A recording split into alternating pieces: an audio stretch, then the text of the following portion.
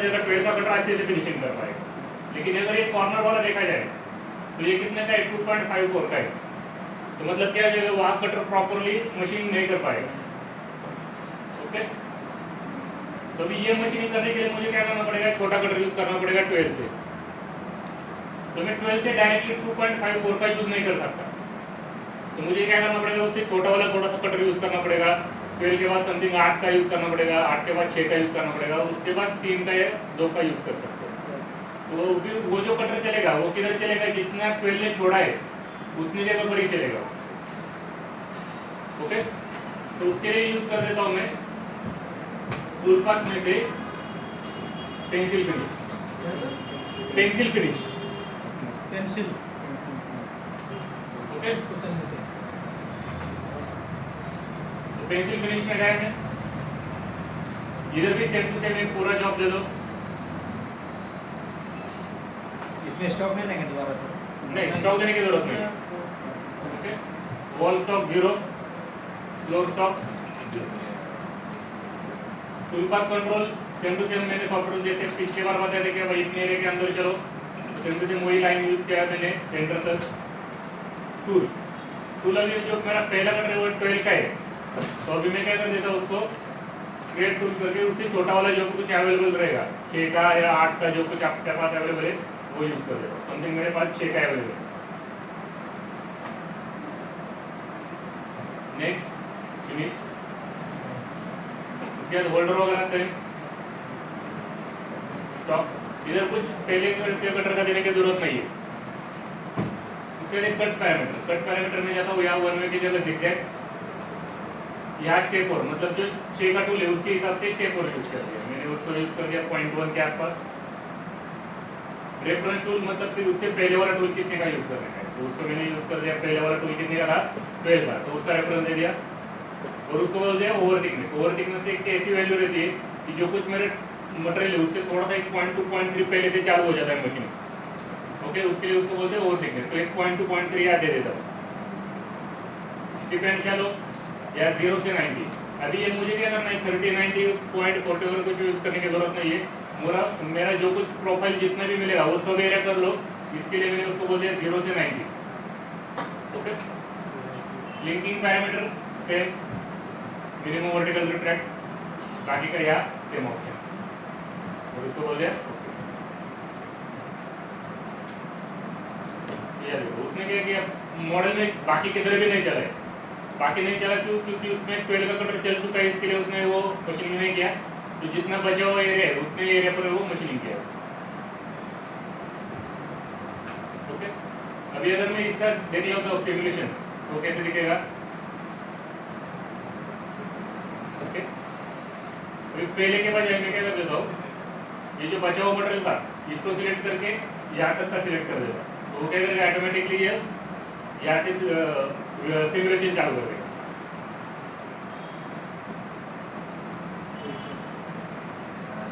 आ गएगा। Okay, मतलब मेरा पहला सिमुलेशन देखने की जरूरत नहीं है।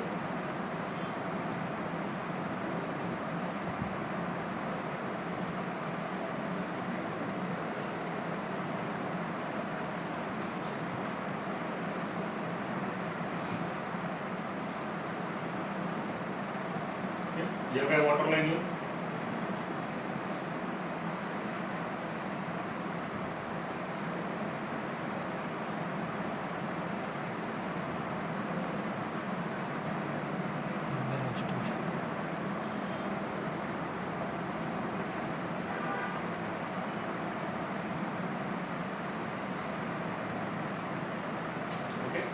ये हो गया उसका रस्टर। उसके बाद अभी बाकी बात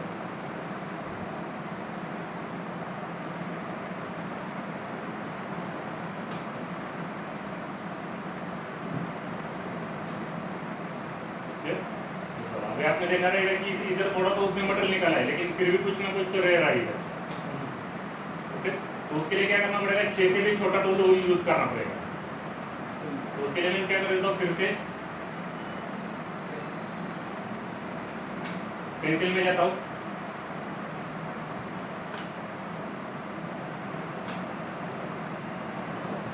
टूल सेम, इससे छोटा वाला जो कुछ अवेलेबल रहेगा वो डाल दिया। 4 का डिलक्स है, 4 2 3 का नहीं तो डायरेक्ट 2.5 का भी यूज कर सकते हैं। 2.5 अभी फिलहाल के लिए 2.5 का मैं यूज कर रहा हूँ। पता था वो मतलब इतने छोटा नहीं जाते हैं कभी कभी, लेकिन अभी खाली इधर के लिए मैं बता देता हूँ। ओके, उसके हिसाब से शेप और दे दिया, 6 का कर दिया था वो, और उसके साथ साथ उसका 0.3 और बाकी सब से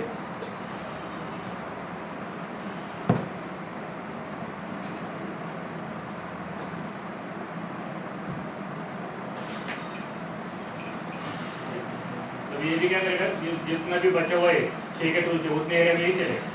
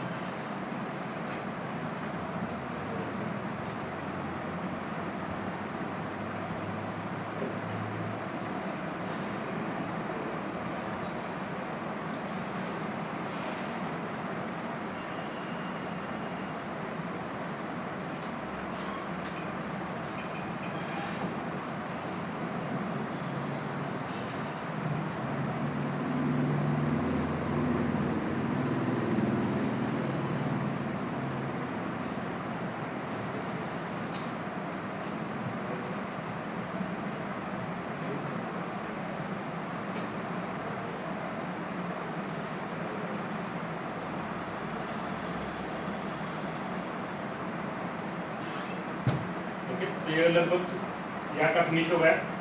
अभी बचे मेरा कॉर्नर एरिया, तो कॉर्नर में और ये फ्लैट एरिया। ओके, तो फ्लैट एरिया के लिए मैं यूज कर देता हूँ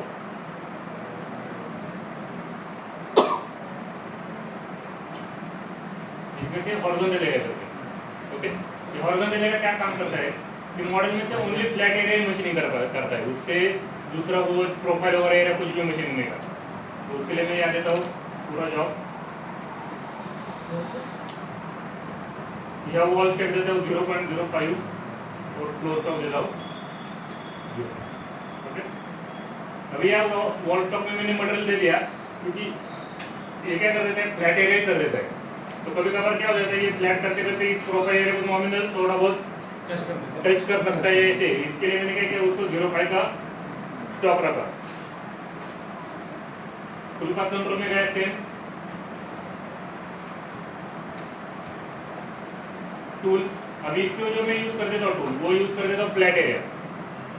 ओके, तो इसको डायरेक्ट फ्लैट एंड मिल में यूज कर देता हूँ 6 का एंड मिल।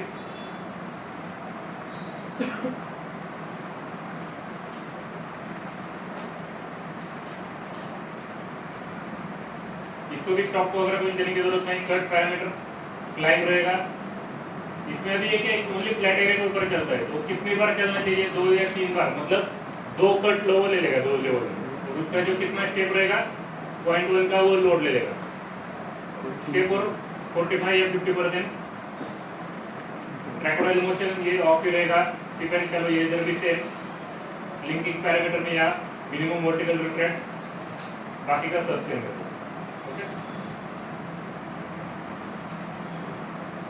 तो ये क्या कर देते हैं, ओनली फ्लैट एरिया में ही काम करता है। तो उसमें प्रोफाइल वगैरह कुछ भी नहीं लेगा, ओनली जितना फ्लैट एरिया उतने ही ऊपर ही वो टारगेट करता है।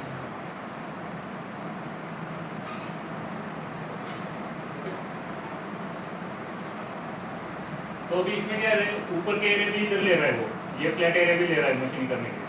तो उसके लिए मैं क्या कर देता हूँ, उसको बोल देता हूँ डिफरेंशियल में। जैसे अभी हमने क्या किया था, टॉप ऑफ टॉप 0 से माइनस तक भी वैल्यू दे सकते हैं। तो इसको ऑन कर देता हूँ, डिटेक्ट लिमिट, इसको ऑन कर दिया डिटेक्ट लिमिट। तो ये पूरा ले रहा है, तो उसको बोल देता हूँ ऊपर के बजाय उसको -2 mm से चालू कर दे डिटेक्ट करने के लिए। वो क्या कर ले, ऊपर का फ्लैट एरिया नहीं कर पाएगा, तो उससे नीचे वाला एरिया वो ले लेगा। कि ऊपर का एरिया मैंने पहले से फ्लैट फिनिशिंग कर चुका हूँ बाहर से, तो उसको ऊपर चलने की जरूरत नहीं है। तो जितना प्रोफाइल नीचे का है उतना एरिया में ही वो चलेगा।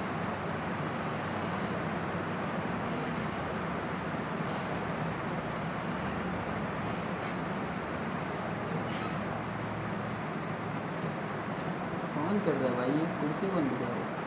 वो है बच्चा की तरह कर रहा है।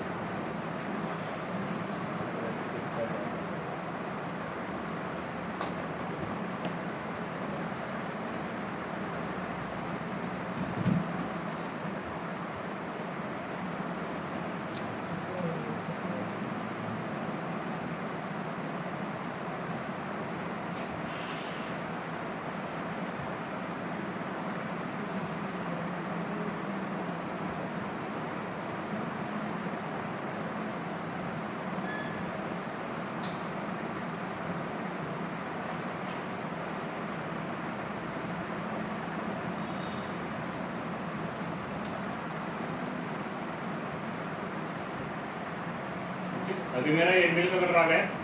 अब ये क्या करेगा, ओनली फ्लैट एरिया ही फिनिश होगा।